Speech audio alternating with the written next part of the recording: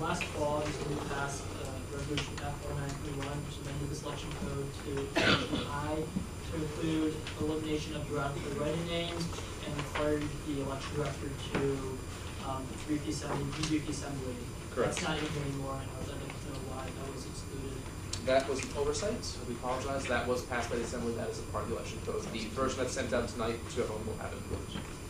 Thank you. It's an egregious mistake. That was. 4+. So, question for you.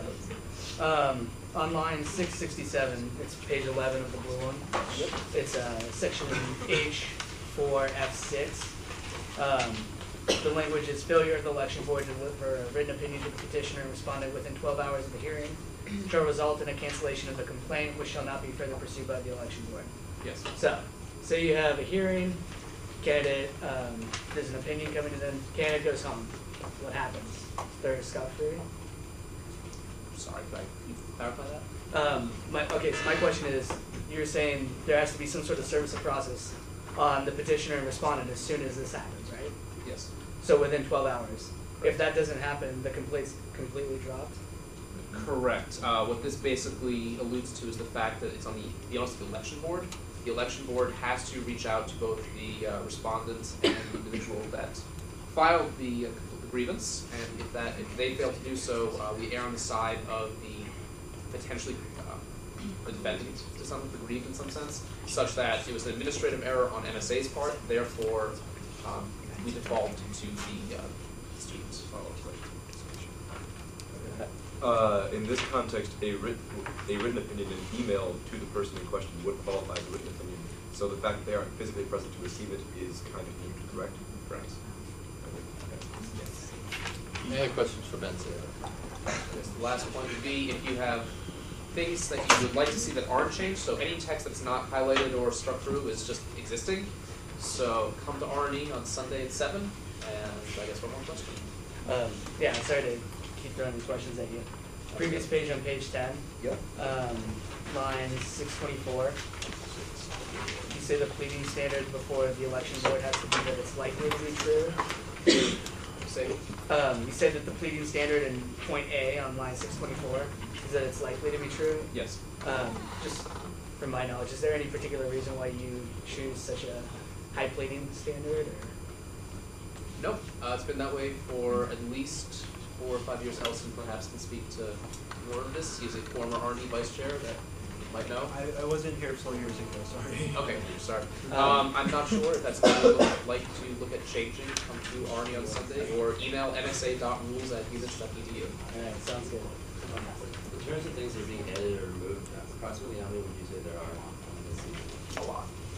Do you think this is the best way to do it in such a wide, like so many at once where some might be overlooked?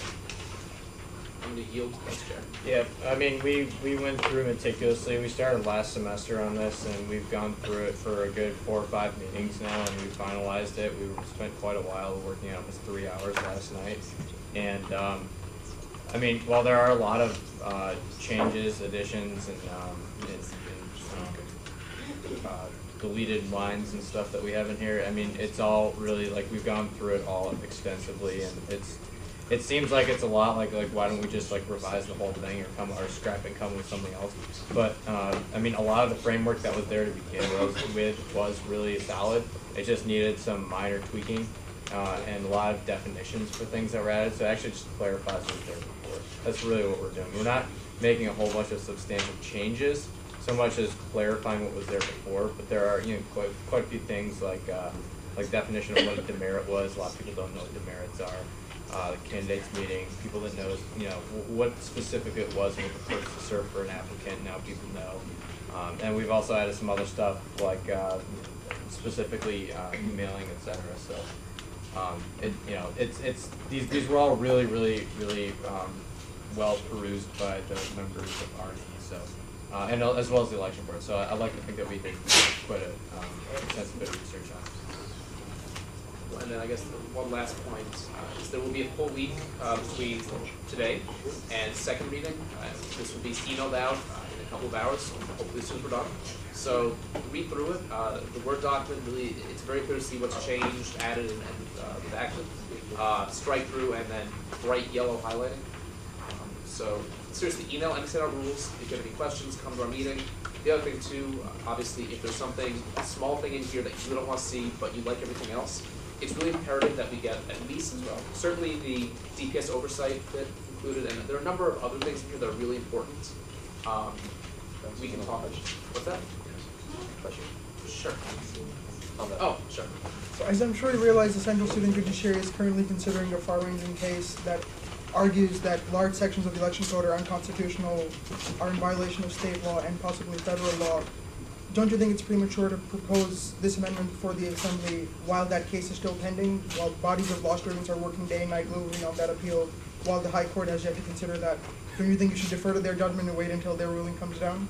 We're a co-equal branch of government. I appreciate your enthusiasm for CSJ, but the court has yet to rule. That case was filed last semester. It's regarding the assessment of two demerits and in a past election. So I think that the Assembly needs to proceed given the current rulings that they have set down as well as our past precedents.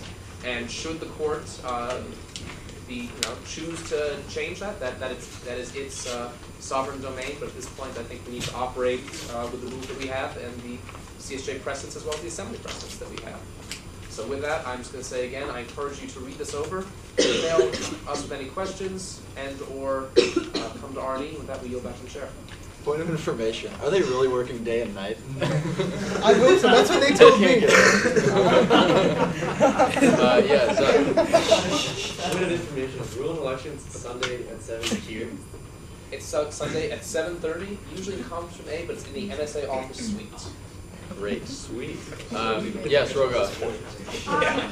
I'm just wondering, especially since we always have such an issue with low voter turnout, why there's so little detail in the advertising section.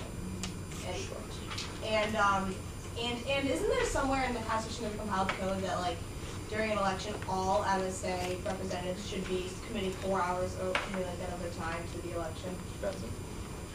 Two amazing questions. I'll answer them together in under 30 seconds. First, you're right, the code section on advertising is a bit vague. I think that's certainly something we can look to change to make it a bit more specific.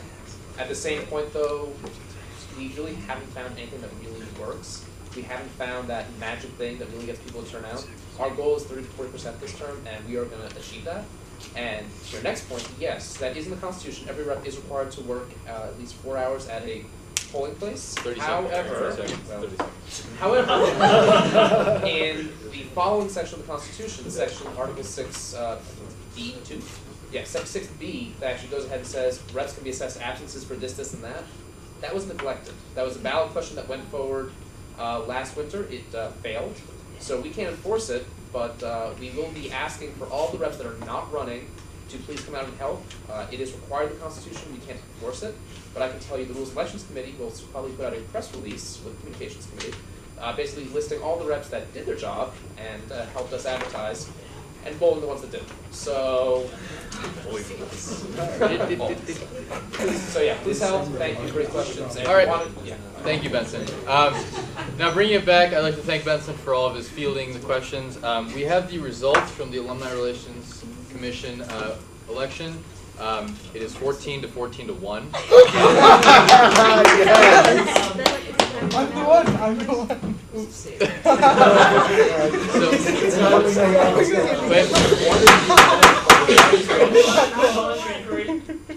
it possible for us to convene in some sort of closed session to debate the candidates, perhaps sway his opinions? So, a motion to go into some sort of committee of the whole or executive session would be in order. Executive session.